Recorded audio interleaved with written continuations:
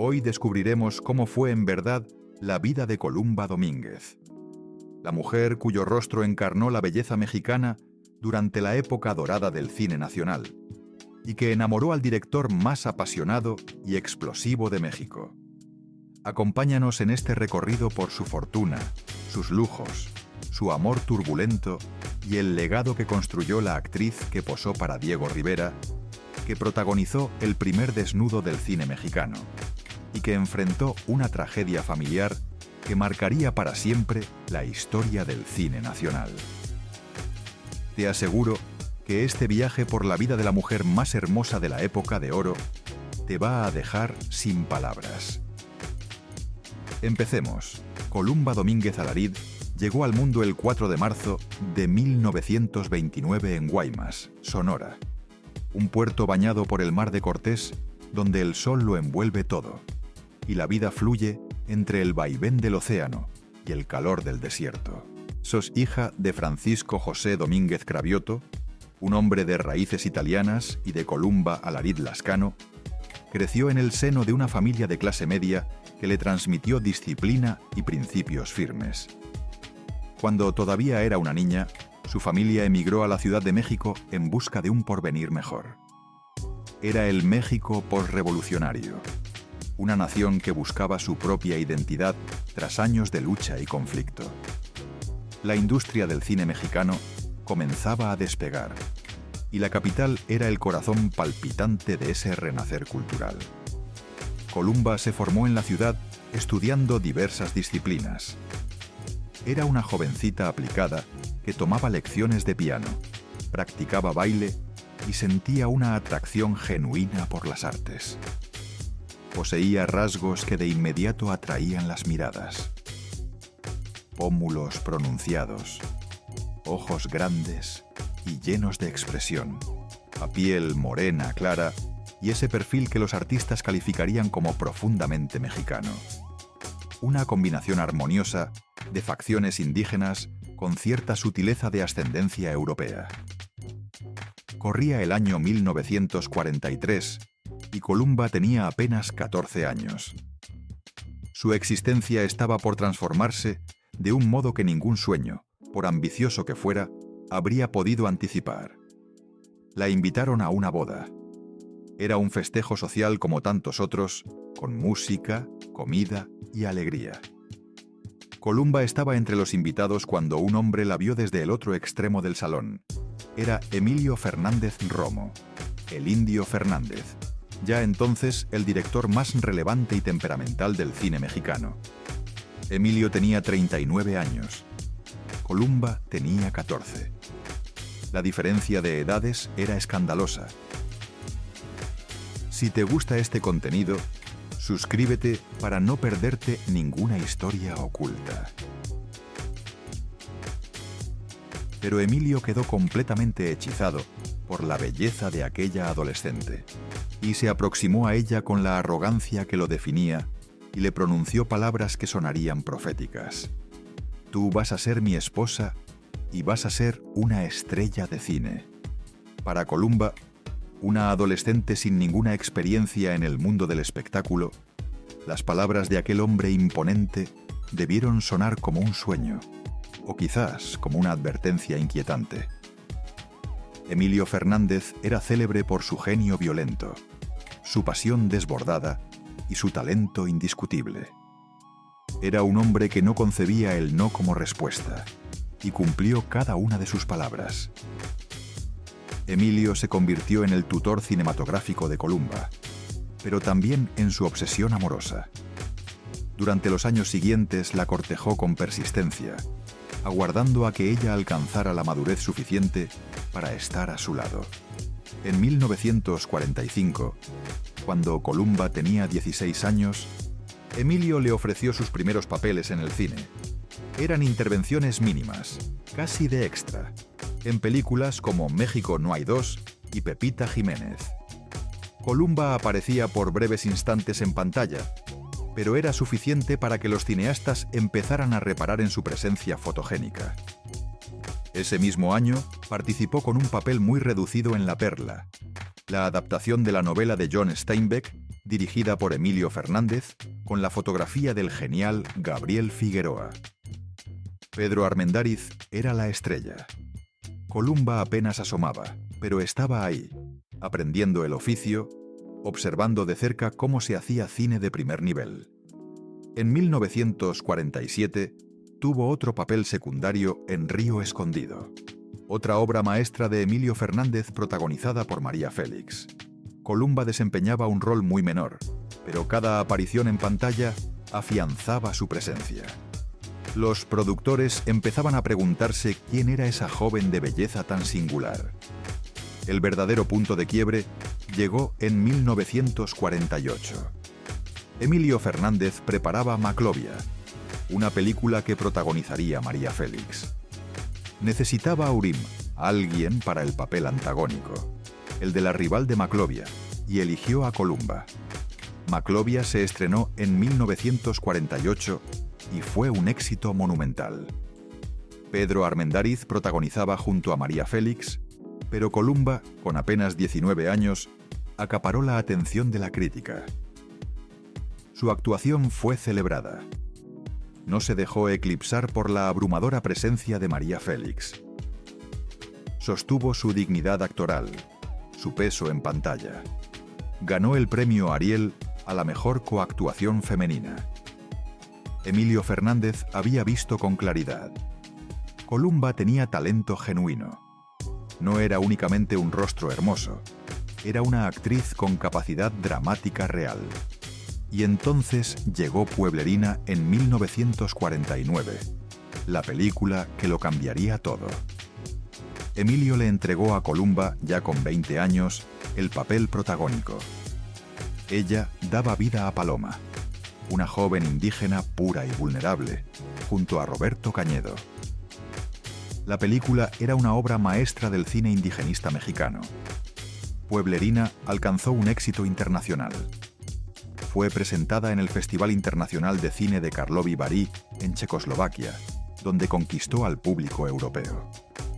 La belleza de Columba, su actuación conmovedora, la fotografía deslumbrante de Gabriel Figueroa, la dirección apasionada de Emilio Fernández, todo confluía en una película de una perfección extraordinaria. Columba ascendió velozmente al estrellato. Se volvió conocida en el mundo entero. Era la nueva musa del cine mexicano, la encarnación perfecta de la belleza nacional. Pintores como Diego Rivera, Jesús Guerrero Galván y Miguel Covarrubias solicitaron retratarla. Su rostro se convirtió en símbolo de lo mexicano. Ese mismo año, 1949, Columba protagonizó La Malquerida junto a las leyendas Dolores del Río y Pedro Armendáriz, entrando en sustitución de Rita Macedo, quien había abandonado el proyecto. Columba interpretaba a Acacia, la hija que se disputa el amor de un hombre con su propia madre, encarnada por Dolores del Río. Era un papel cargado de tensión emocional y sexual. Columba lo resolvió con una madurez asombrosa para sus 20 años. Durante esos años de ascenso meteórico, Columba también consolidaba su vínculo con Emilio Fernández. La diferencia de edad seguía siendo escandalosa. Él tenía 45, ella 20, pero en el México de aquella época era tolerado, si no aceptado abiertamente. Emilio ejercía un poder absoluto en la industria. Nadie se atrevía a cuestionarlo de frente. Según lo que la propia Columba revelaría décadas después, ella y Emilio se casaron en secreto en 1949. No hubo registro civil formal que se hiciera público, pero para ambos estaban unidos ante Dios y ante su propio compromiso mutuo. Vivieron juntos en la legendaria casona de Emilio en Coyoacán, un lugar mítico repleto de artesanías mexicanas, muebles coloniales y retratos de Columba en cada rincón. Pero antes de continuar, ¿de cuánto estamos hablando realmente cuando mencionamos su fortuna? ¿Cómo vivía la mujer más bella del cine mexicano? Prepárate, porque los detalles te van a sorprender. La fortuna de Columba Domínguez. Columba Domínguez fue una de las actrices mejor remuneradas del cine mexicano durante finales de los años 40 y a lo largo de toda la década de los 50. Su éxito en películas taquilleras y su condición de musa del director más influyente de México le permitieron acumular una fortuna considerable para su época. Según la revista Cinema Reporter de 1945, que documentaba los sueldos de las estrellas mexicanas, María Félix encabezaba la lista con 250,000 pesos por película. Cantinflas percibía 200,000 pesos. Arturo de Córdoba, 100,000 pesos. Jorge Negrete, 75,000 pesos. Pedro Armendáriz, 50,000 pesos.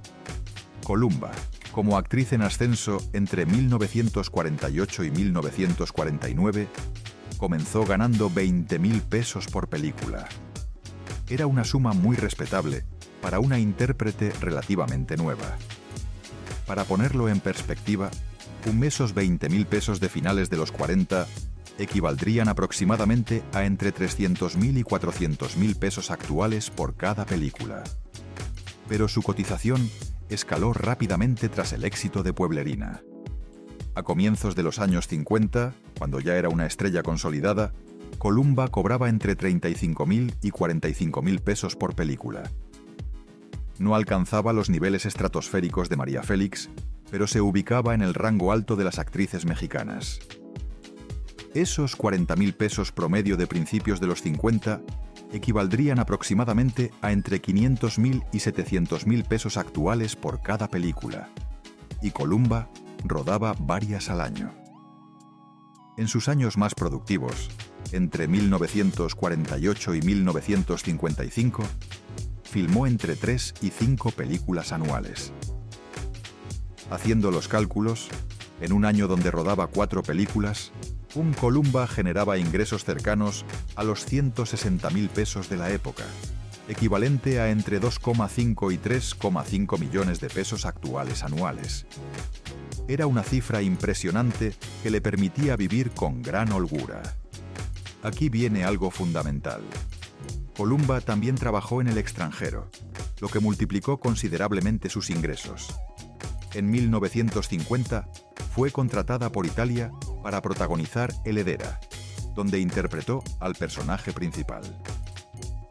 Por esa película italiana cobró $8,000, equivalente a aproximadamente $100,000 actuales.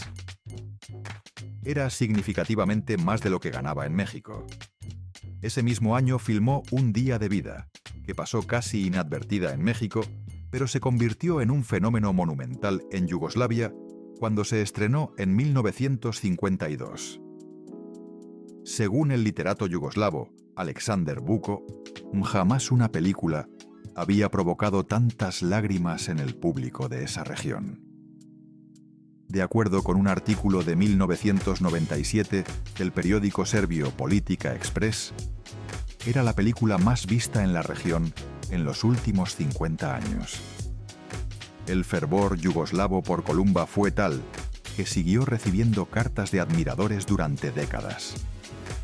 En 1997, Columba viajó a Belgrado, donde fue recibida como una auténtica estrella internacional con motivo de la exhibición de la película en la Cineteca Nacional. Por Un día de vida cobró $6,000, una suma considerable para la época. Durante los años 50, Columba también trabajó en España, rodando películas como Pan, Amor y Andalucía en 1958. Por las producciones españolas ganaba entre $5,000 y $7,000 por proyecto.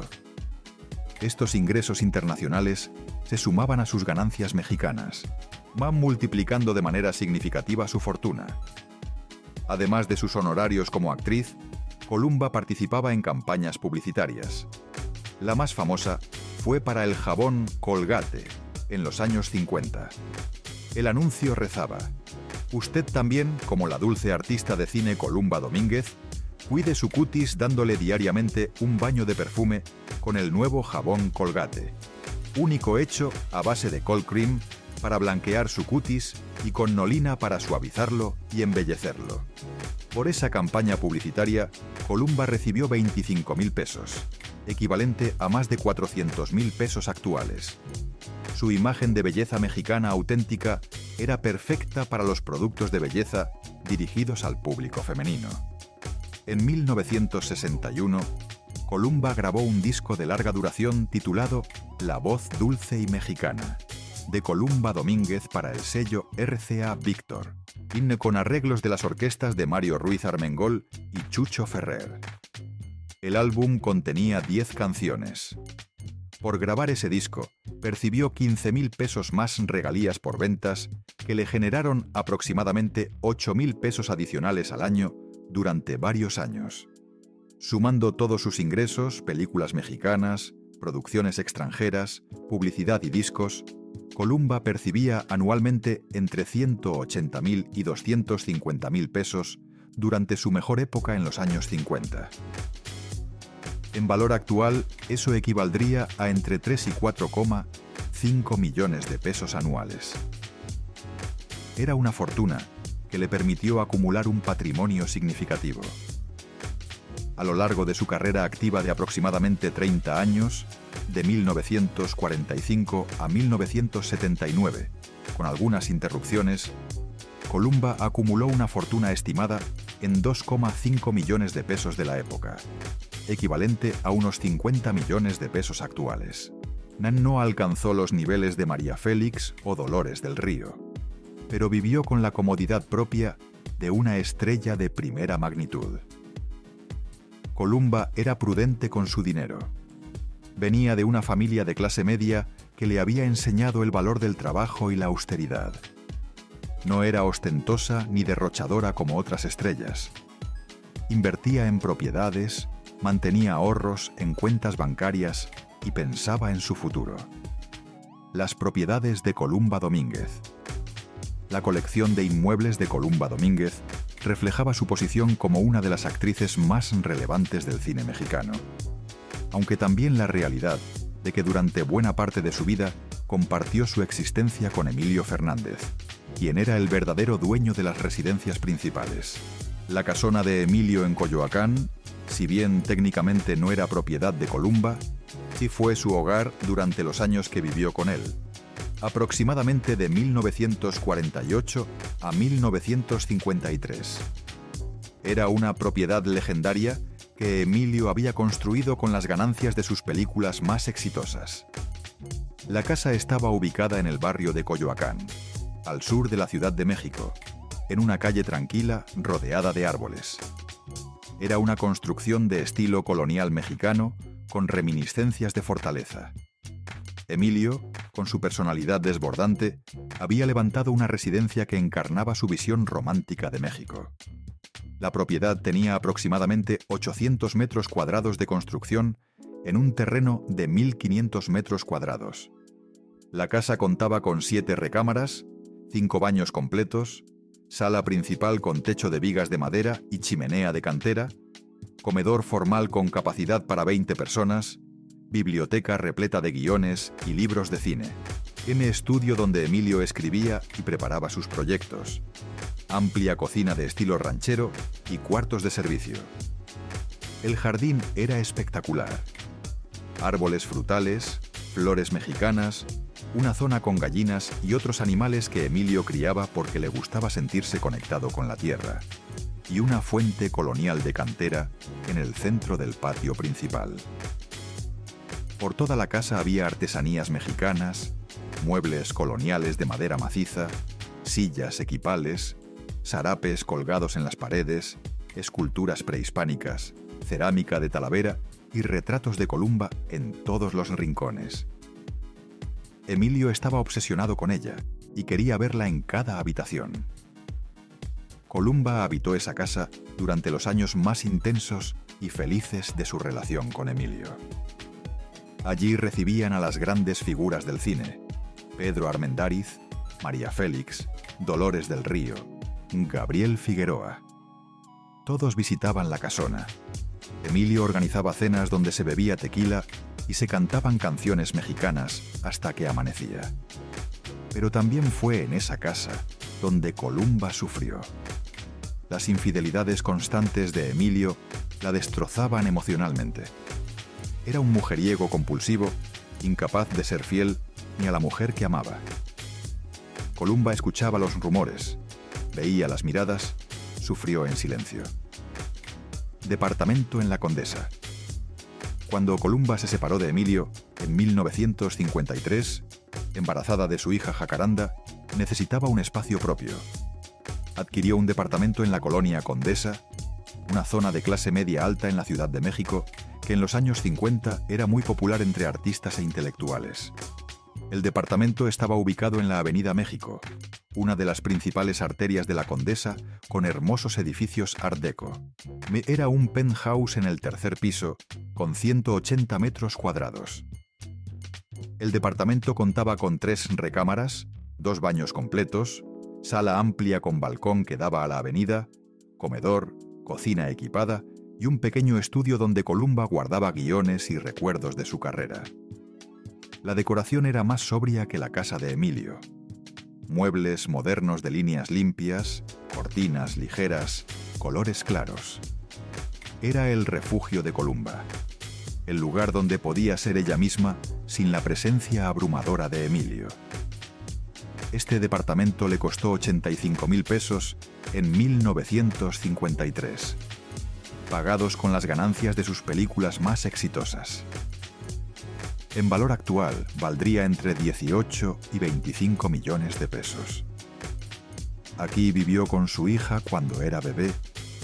Aquí la crió entre viajes a Europa y rodajes. Casa en San Ángel. En 1957, cuando su carrera estaba en su punto más alto, después de haber trabajado con Luis Buñuel en El río y la muerte y de protagonizar Ladrón de cadáveres, Columba adquirió una casa en San Ángel, otra colonia elegante del sur de la ciudad. La casa era de estilo colonial mexicano, con 320 metros cuadrados de construcción en un terreno de 600 metros cuadrados. Contaba con 4 recámaras, 3 baños, sala con chimenea, comedor, cocina, estudio y un hermoso jardín con bugambilias y jacarandas, árbol que le evocaba a su hija. Esta casa representaba su independencia económica y emocional. La había comprado con su propio dinero y era completamente suya.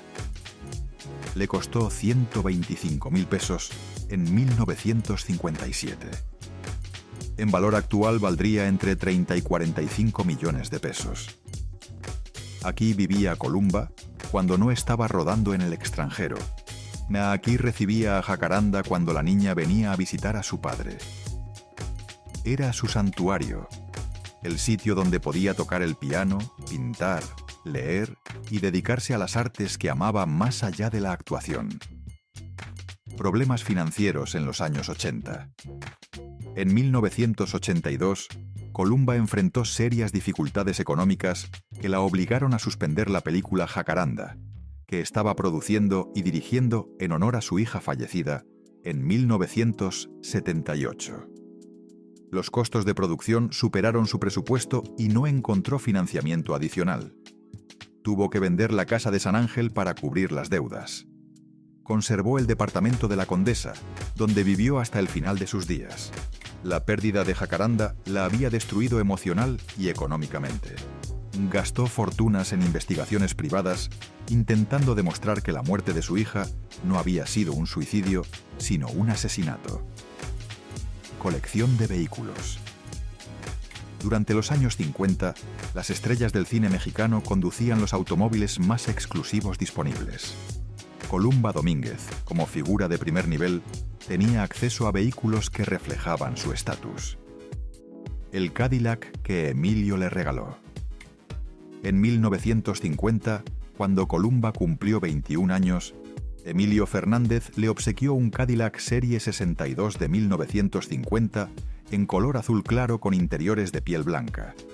Era un automóvil espléndido, el epítome del lujo estadounidense.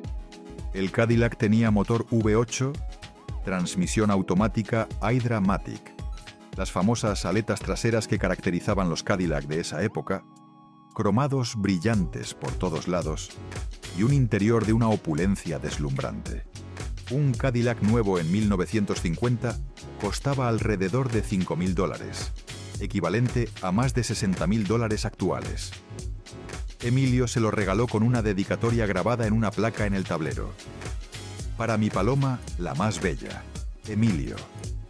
Era un gesto grandilocuente, típico de él, romántico y excesivo a partes iguales. Columba usaba ese Cadillac para ir a los estudios cinematográficos, para asistir a estrenos, para pasear por el Paseo de la Reforma. Ver llegar ese Cadillac azul claro con Columba al volante era todo un espectáculo. La gente se agolpaba para verla pasar. Las mujeres admiraban su elegancia. Los niños corrían pidiendo autógrafos. Pero ese Cadillac también representaba la jaula dorada en la que vivía con Emilio. Era un regalo hermoso, pero también un recordatorio permanente de su dependencia económica y emocional de él. El Buick que compró con su propio dinero. Cuando Columba se separó de Emilio, en 1953, dejó el Cadillac atrás. Era un auto que él le había regalado, y ella quería demostrar que no necesitaba sus dádivas. Compró su propio automóvil con el dinero que había ganado en Italia y Yugoslavia. Eligió un Buick Super de 1953 en color negro, con interiores de tela gris. El Buick era menos ostentoso que el Cadillac, pero igualmente cómodo y confiable. Tenía motor de 8 cilindros, transmisión automática Dynaflow, dirección hidráulica y asientos espaciosos. Le costó $2.800 nuevos, que pagó en efectivo. Era su declaración de independencia. Ese auto lo había comprado ella con su dinero, ganado con su trabajo. Nadie podía quitárselo. El Ford Fairlane para los años 60. En 1960, cuando su carrera seguía sólida con películas como Los Hermanos del Hierro y Ánimas Trujano, Columba adquirió un Ford Fairlane 1960 en color blanco con techo bicolor negro. Era un auto elegante y práctico. El Fairlane tenía motor V8, transmisión automática, radio AM, calefacción y todos los detalles cromados propios de los autos estadounidenses de principios de los 60. Le costó $2.200. Lo utilizó durante casi toda la década. A lo largo de su vida activa, Columba manejó varios autos más. Un Chevrolet Impala, un Plymouth Belvedere y otros vehículos de gama media alta. No era coleccionista de automóviles como algunas estrellas masculinas. Para ella, los autos eran un medio de transporte necesario, no símbolos de estatus. Los negocios y la visión empresarial.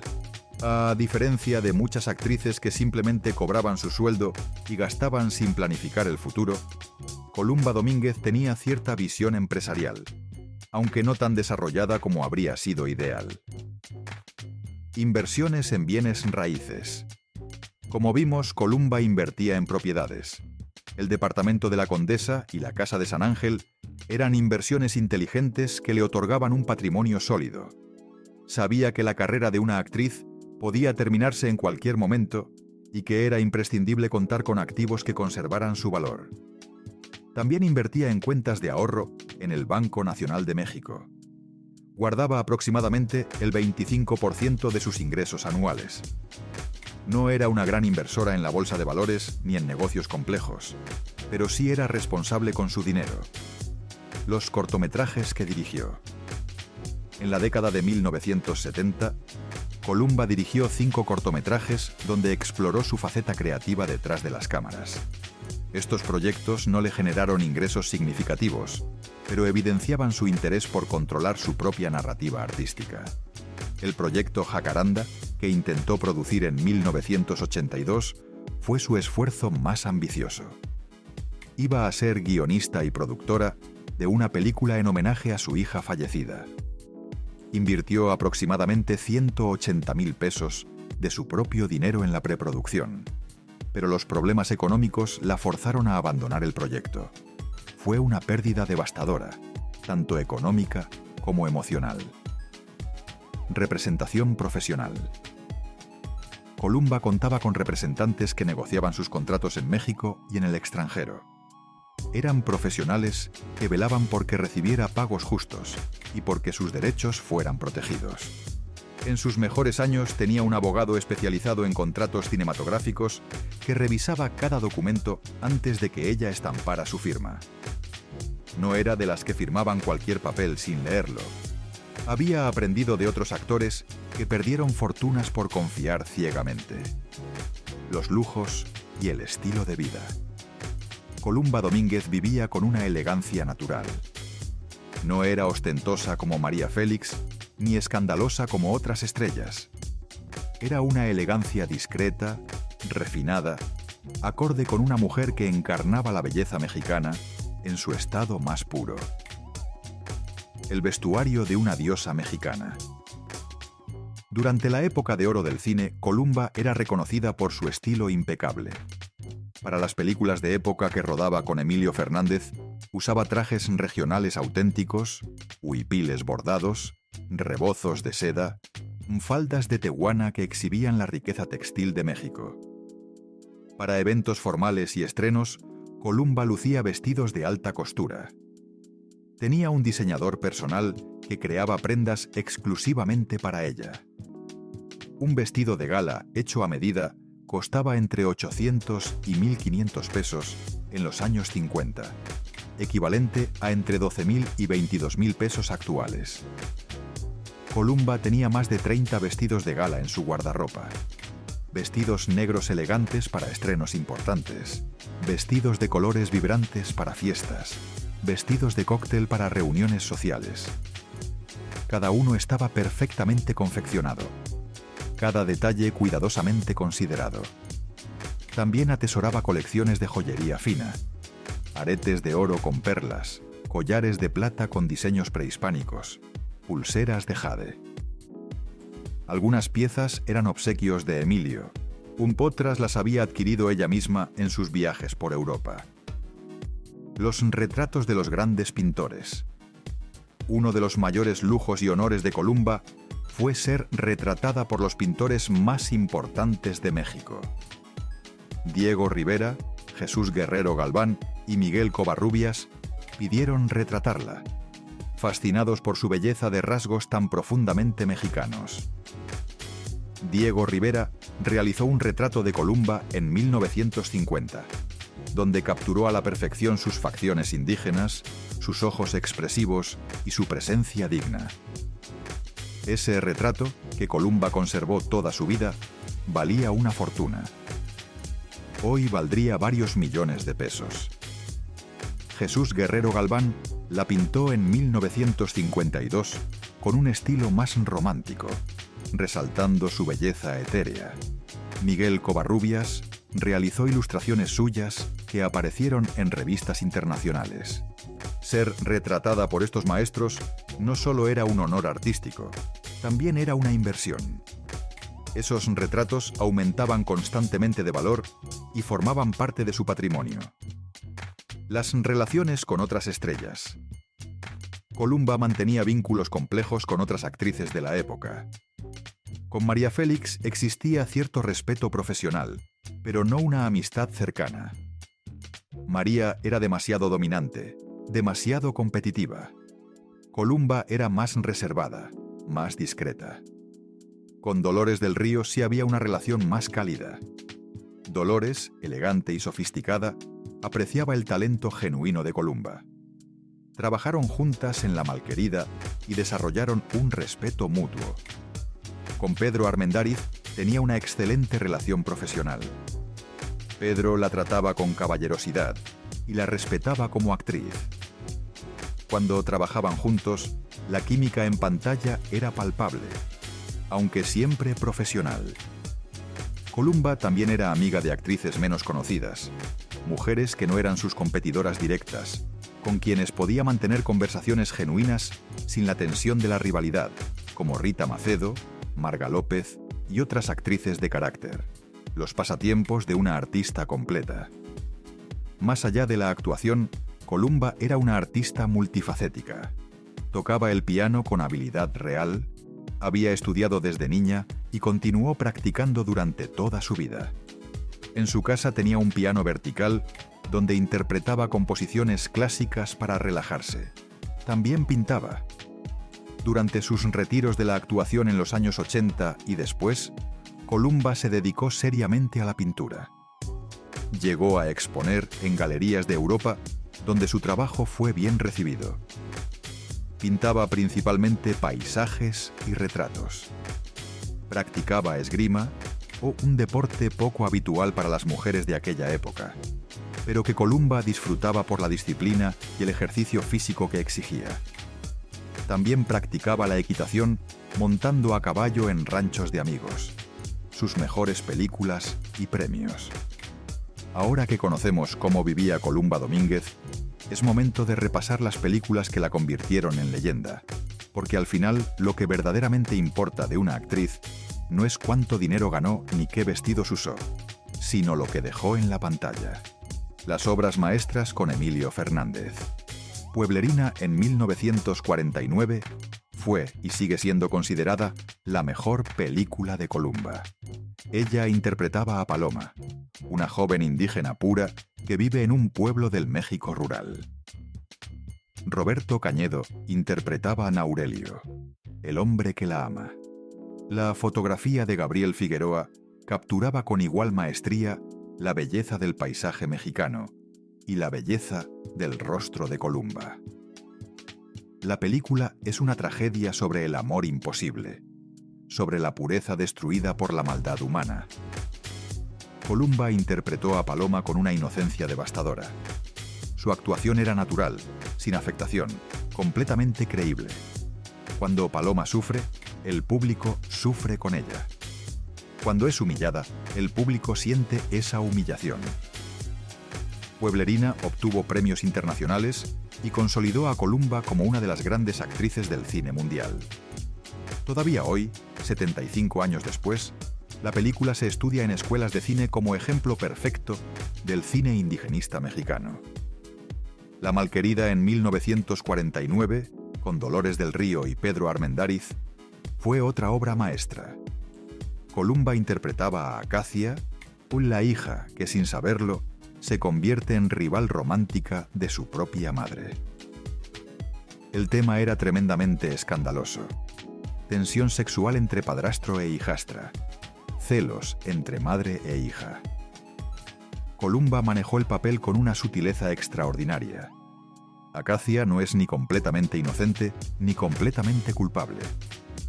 Es una mujer joven que navega entre deseos y lealtades familiares complejas.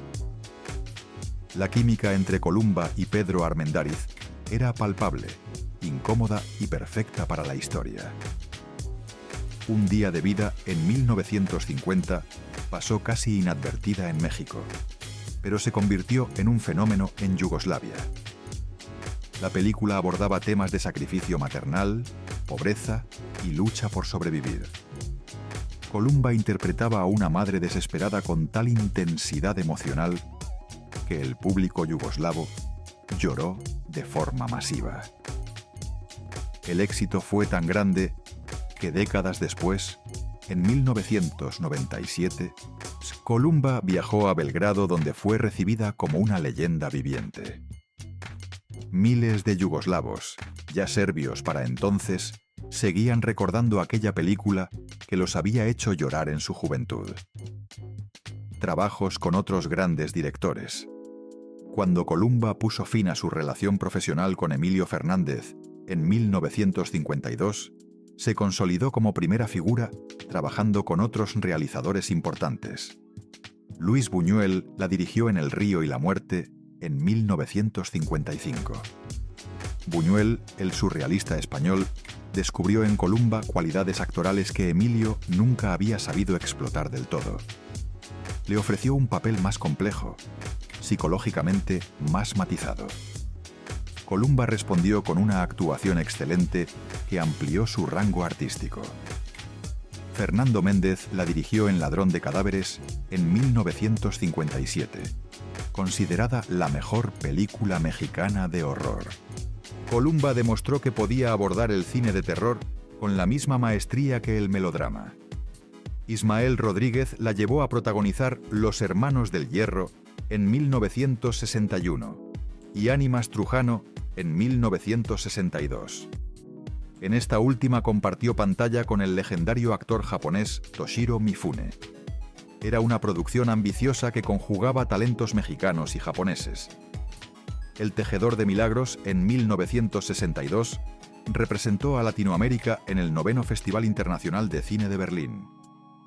Columba interpretaba a una mujer de fe inquebrantable, y su actuación fue celebrada por la crítica europea. Columba ganó el premio Ariel a la mejor coactuación femenina por Maclovia en 1949. Fue nominada en varias ocasiones más, pero no obtuvo otros Arieles competitivos durante su carrera activa. En 1984, y la Asociación Nacional de Actores le entregó la medalla Virginia Fábregas por más de 25 años de labor artística ininterrumpida. El reconocimiento más importante llegó en mayo de 2013, cuando Columba fue galardonada con el Ariel de Oro por su trayectoria. El premio fue entregado por el primer actor Ignacio López Tarso, en una ceremonia emotiva. Columba, a sus 84 años, subió al escenario con plena dignidad.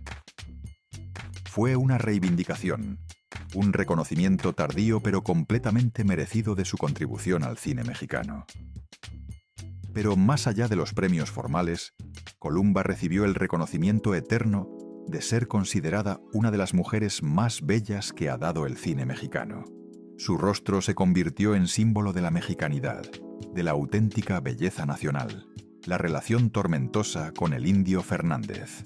La historia de Columba no puede contarse sin hablar con profundidad de Emilio Fernández. Era el amor de su vida y también su mayor tormento. La relación entre ambos fue intensa, apasionada, destructiva y al final eterna. Cuando se separaron en 1953, Columba estaba embarazada de Jacaranda. Las infidelidades constantes de Emilio la habían devastado emocionalmente. No podía seguir viviendo con un hombre que la amaba, pero era incapaz de serle fiel. Emilio quedó completamente deshecho cuando Columba se marchó. Su hija Adela, fruto de su relación anterior con Gladys Fernández, lo contó así. Columba fue la mujer más significativa de su vida, pues fue su relación más duradera, 7 años. Puedo decir que la única esposa sin haberse casado fue ella. Las demás no cumplieron los requisitos. Como Columba no hay otra. Ella le aguantó muchas cosas, mas sufría cuando sabía de más mujeres. Lo cierto es que cuando ella se fue de la casa, mi papá quedó hecho una garra. Alcoholizado, cantaba Tú, solo tú, con José Alfredo Jiménez. Tuvo un gran duelo que creo duró más años de lo que ellos vivieron felices.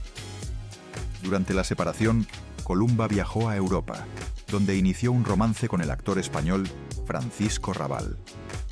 Fue una relación apasionada, pero breve. Columba nunca pudo amar a otro hombre como amó a Emilio, aunque él le hubiera causado tanto dolor. Emilio y Columba retomaron su relación en varias ocasiones durante los años siguientes. Era un ciclo de rupturas y reconciliaciones. Se alejaban cuando las infidelidades de Emilio se volvían intolerables. Se reencontraban cuando la pasión los abrumaba nuevamente. Su hija Jacaranda creció dividida entre ambos padres, viviendo a veces en México con su madre, a veces en la casona de Coyoacán con su padre, y a veces viajando a Europa cuando Columba rodaba en el extranjero. A pesar de llevar años separados, cuando Emilio Fernández enfermó en 1986, Columba estuvo a su lado hasta el último momento. En junio de ese año, Emilio sufrió una caída en un balneario en Acapulco que le ocasionó fracturas en la mano y la cadera. Fue hospitalizado en la Ciudad de México. Su salud se deterioró con rapidez. Tenía 82 años y su cuerpo ya no respondía. Columba lo visitaba todos los días en el hospital, lo cuidaba, le hablaba, le recordaba los tiempos felices. Emilio, el hombre que había sido una fuerza de la naturaleza, se encontraba ahora débil y vulnerable. El 6 de agosto de 1986, Emilio planeaba trasladarse a Cuautla, Morelos, a descansar con Columba. Se vistió con su traje de charro, listo para el paseo. Pero su cuerpo ya no tenía fuerzas. Columba estaba con él cuando abrió los ojos por última vez. La miró con una mirada triste, quizás de despedida. Su respiración era agitada. Tomó 2 bocanadas de aire y su corazón dejó de latir. Columba le dio un masaje. Quería reanimarlo, pero fue en vano. Había muerto. Se desplomó en la cama y comenzó a llorar la pérdida del hombre que llenó sus días de alegría y también de penas. No solo fueron los meses en el hospital, confesó después. Fue una vida de experiencias maravillosas, de momentos difíciles, como cuando estuvo en los reclusorios, cuando perdimos a mi hija. Son muchas cosas que ahora se me vienen a la memoria. Columba preparó el cuerpo de Emilio con sus propias manos.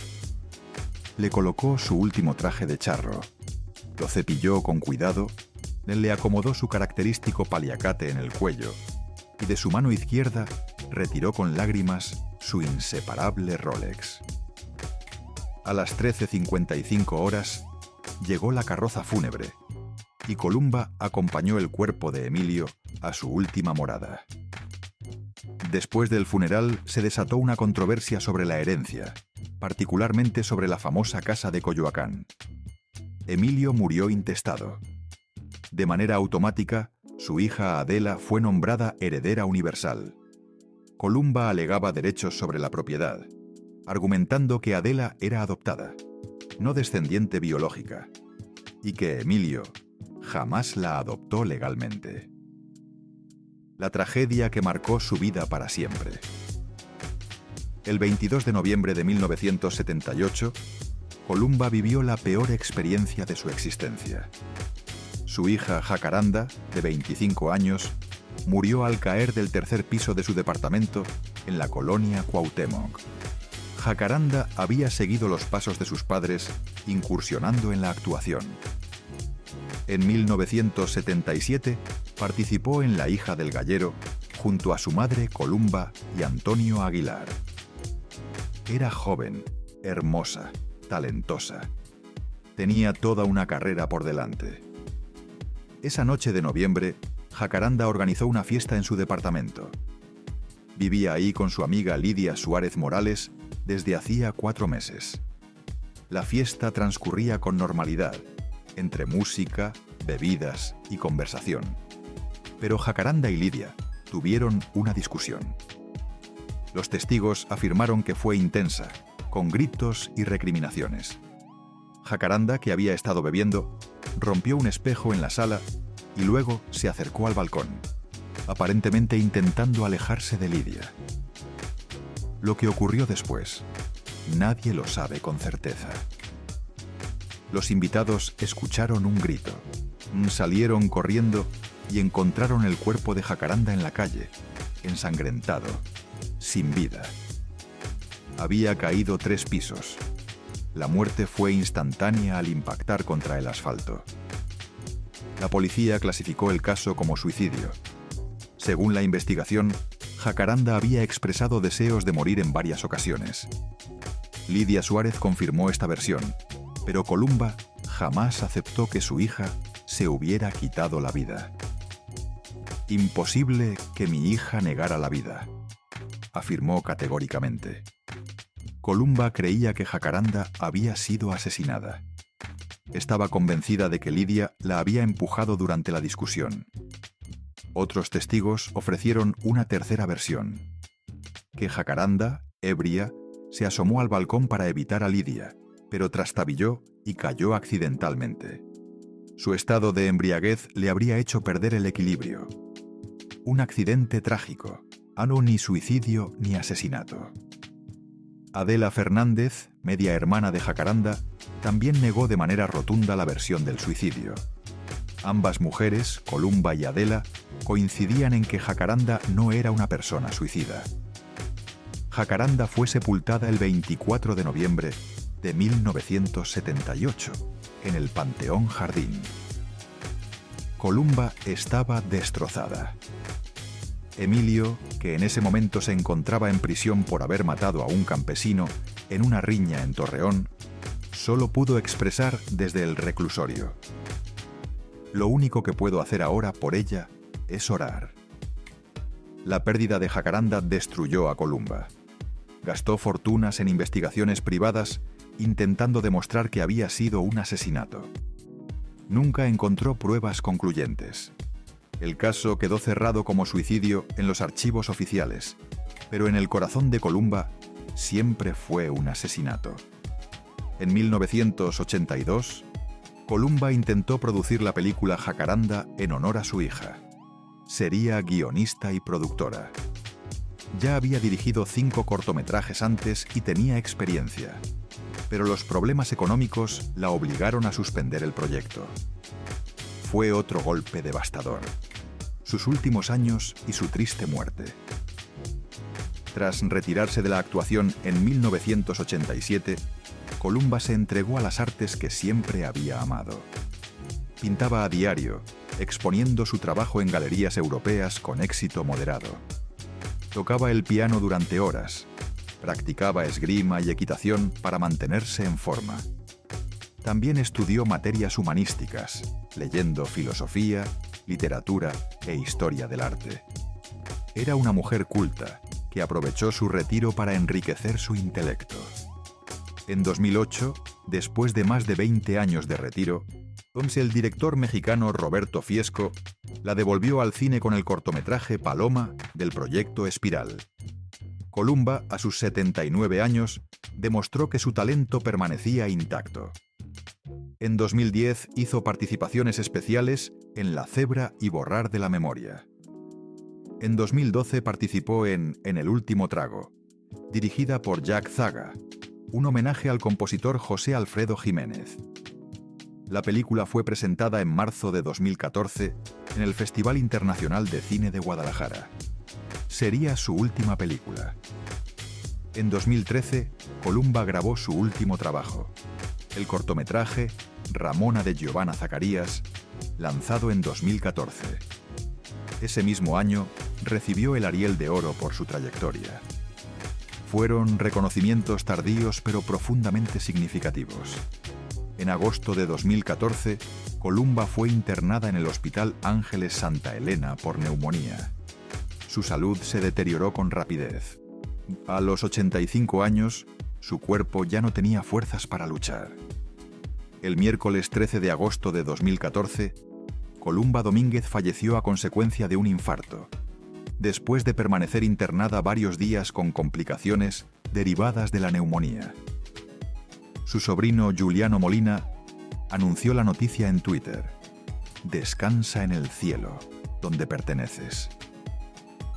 Su cuerpo fue sepultado en una cripta del Panteón Mausoleos del Ángel en la Ciudad de México, el mismo panteón donde reposan los restos de Emilio Fernández. Incluso en la muerte, están cerca el uno del otro. El cineasta Gustavo Moeno dijo: «Columba Domínguez fue nuestra Lauren Bacall, aunque el Indio Fernández no fue precisamente como Humphrey Bogart, sino más bien como John Huston. Merece mucho respeto. Fue una de las grandes, y para muestra están Pueblerina y Los Hermanos del Hierro». Y así, podemos decir que la verdadera riqueza de Columba Domínguez no residía en sus pesos y sus dólares, ni en los departamentos de la Condesa, ni en los vestidos de gala, ni en los automóviles lujosos. Estaba en su belleza extraordinaria que capturó la esencia de lo mexicano, en su talento dramático genuino, en las películas inmortales que nos dejó, en haber sido la musa que inspiró a los más grandes pintores y cineastas de México. Columba Domínguez demostró algo fundamental: que una mujer podía ser a la vez símbolo de belleza y actriz de talento real, que se podía ser musa y artista completa, que la hermosura física podía coexistir con la profundidad emocional y la disciplina profesional, y que se podía amar apasionadamente y al mismo tiempo mantener la dignidad y la independencia. Espero que hayas disfrutado este recorrido por la vida de Columba Domínguez, tanto como yo disfruté prepararlo para ti. Si conoces alguna anécdota adicional sobre su vida, su carrera o su legado, déjamela en los comentarios. Me encantaría conocer más historias y compartirlas con todos. Cuéntanos en los comentarios cuál te pareció el momento más conmovedor de la vida de Columba o qué película suya es tu favorita. Y si te gustan estas historias, donde los ídolos muestran su lado más humano, no te pierdas nuestros otros videos sobre las grandes estrellas de la época de oro del cine mexicano. Dale click, suscríbete y activa la campanita para no perderte ningún video, porque lo que viene está de no creer.